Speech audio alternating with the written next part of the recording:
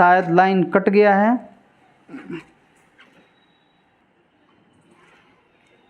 तो यहाँ पे है पाटलिपुत्र वैभवम पाठ में किस नगर का वर्णन है। ये पहला क्वेश्चन हो जाता है। देखिए इसका नंबरिंग जो है आगे पीछे इसलिए किया गया है कि लड़का ए के बाद बी ही समझता है। बी ही क्यों आएगा भाई, सी डी ध्यान दे करके मारना है, क्योंकि हम जानकर इसे आगे पीछे करा दिए हैं। यानी पाटलिपुत्र वैभवम पाठ किस नगर का वर्णन है, तो पहला नगर किस नगर का है, पाटलिपुत्र का वर्णन है, ये तो आप जानते ही हैं।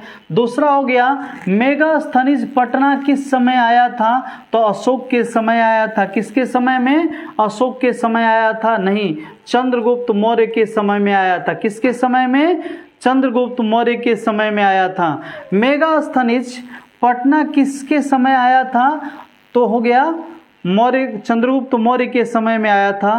पाटल पुष्पों की पुतली का रचना के आधार पर पटना का कौन सा नाम विख्यात हुआ, तो कौन सा नाम हो गया, पुष्पपुर या कुसुमपुर हुआ। पुष्पपुर या कुसुमपुर के नाम से जाना गया। अब आगे है कि पाटलिपुत्र किस राज्य की राजधानी है, तो किस राज्य की राजधानी है, बिहार की राजधानी हो जाती है। पाटलिपुत्र किस नदी के किनारे है, अभी बताएं पाटलिपुत्र किस नदी के किनारे पड़ जाता है, गंगा नदी के किनारे हो जाता है। पाटलिपुत्र का बुद्ध काल में क्या नाम था, अभी बताएं कि पाटलिपुत्र का नाम बुद्ध काल के समय में पाटलिग्राम था, जब वो क्या किए थे, तपस्या करके और पहली बार वहां गए थे, तो बताए थे कि यहाँ अग्निदाह होगा हमेशा। गांधी सेतु पुल कहाँ अवस्थित है, आप जान चुके हैं कि गांधी सेतु पटना के उत्तर दिशा में गंगा पर बनाई गई है, जो रेल के लिए बनाई गई है, ट्रेनों के लिए परिचालन के लिए बनाई गई है। पटना नगर की पालिका देवी को किस नाम से जाना जाता है, पटन देवी के नाम से जाना जाता है। कुटनिमताख्यम काव्य के कवि कौन है, कुटनिमताख्य काव्य के रचनाकार कौन है, दामोदर गुप्त। कौन है, दामोदर गुप्त। देखिए राजशेखर का स्वकाव्य मीमांसा विशाख दत्त किताब का नाम नहीं है, और कालिदास भी किताब का नाम नहीं है। विशाख दत्त आगे है मुद्रा राक्षस के लेखक विशाख दत्त होते हैं, बाड़भट बोल दिए थे, गलत था वो, विशाख दत्त होता है मुद्रा राक्षस। और कालिदास जो है वो रघुवंशम लिखे हैं, और इनका हो गया स्वकाव्य मीमांसा। स्वकाव्य मीमांसा, ये सब ध्यान दीजिएगा, मानसा, तो यहाँ पे हो जाता है आपका क्या, दामोदर गुप्त। दामोदर गुप्त जो होगा वो क्या हो जाता है, दामोदर गुप्त में हो गया कुटनिमताख्य किताब के लेखक। राजशेखर की रचना कौन सी है, तो वही चीज हो गया कुटनिमताख्यम। पाटलिपुत्र में किस महापुरुष की जन्मस्थलीय स्थान है, गुरु गोविंद सिंह। किसका जन्म स्थान है, गुरु गोविंद सिंह। चंद्रगुप्त मौर्य किस वंश का संस्थापक था, तो चंद्रगुप्त मौर्य जो था वो मौर्य वंश का संस्थापक था।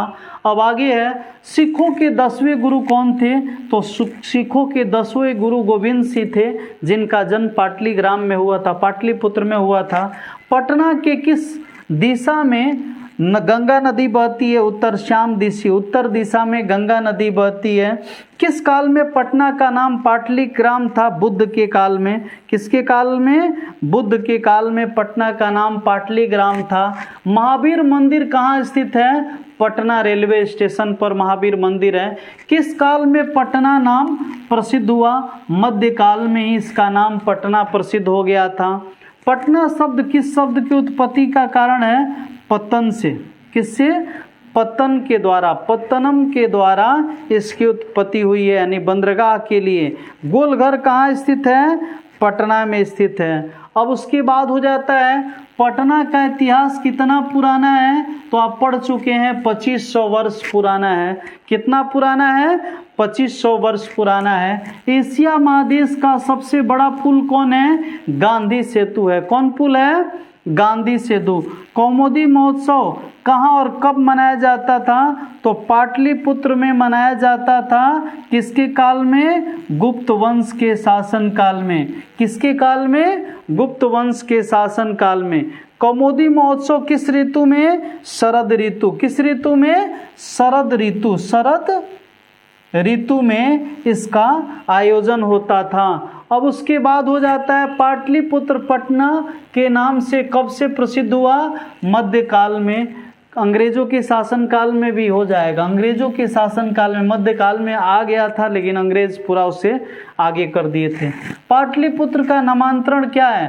पाटलिपुत्र का नाम में अंतर कुसुमपुर या पुष्पपुर आता है। अब उसके बाद हो गया इसका ऑब्जेक्टिव के बाद सब्जेक्टिव क्वेश्चन हो जाता है, जिसमें देखिए क्या दे रहा है। पाटलिपुत्र वैभव का वर्णन पठित पाठ के आधार पर करें। प्रस्तुत पाठ्य पुस्तक संस्कृत साहित्य प्योसम भाग 2 के पाटलिपुत्र वैभव शीर्षक के द्वारा पाटलिपुत्र की महिमा का प्राचीन से लेकर मध्यकालीन से लेकर वर्तमान समय की स्थिति परिस्थितियों से अवगत हमें कराया गया है, जिसमें हमारी संस्कृति सभ्यता का ऐतिहासिक स्थिति, मध्यकालीन स्थिति, मौर्य काल के समय में, गुप्त काल के समय में, अशोक के समय में, अंग्रेजों के समय में इसका नाम पटना क्यों हुआ, इसका नाम कुसुमपुर क्यों हुआ और इसे पाटलीग्राम के नाम से कब जाना जाता है, बुद्ध इस नगर के बारे में क्या बताया, इसकी चर्चा बखूबी हमारे शीर्षक में की गई है।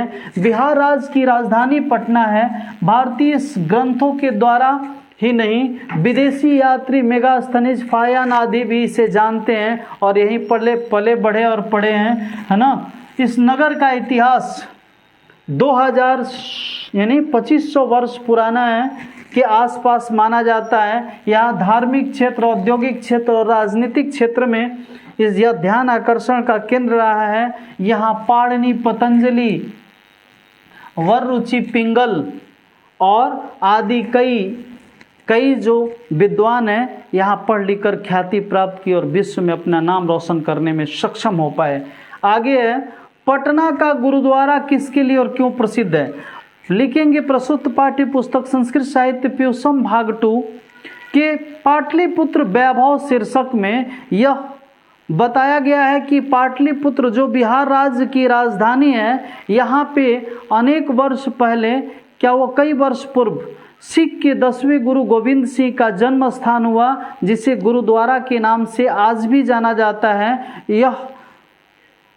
यह सिख संप्रदाय के लोगों के लिए दर्शनीय स्थल है। यही कारण है कि सिख संप्रदाय के लोग यहाँ दर्शन करने के उद्देश्य से आते हैं, घूमने के उद्देश्य से आते हैं।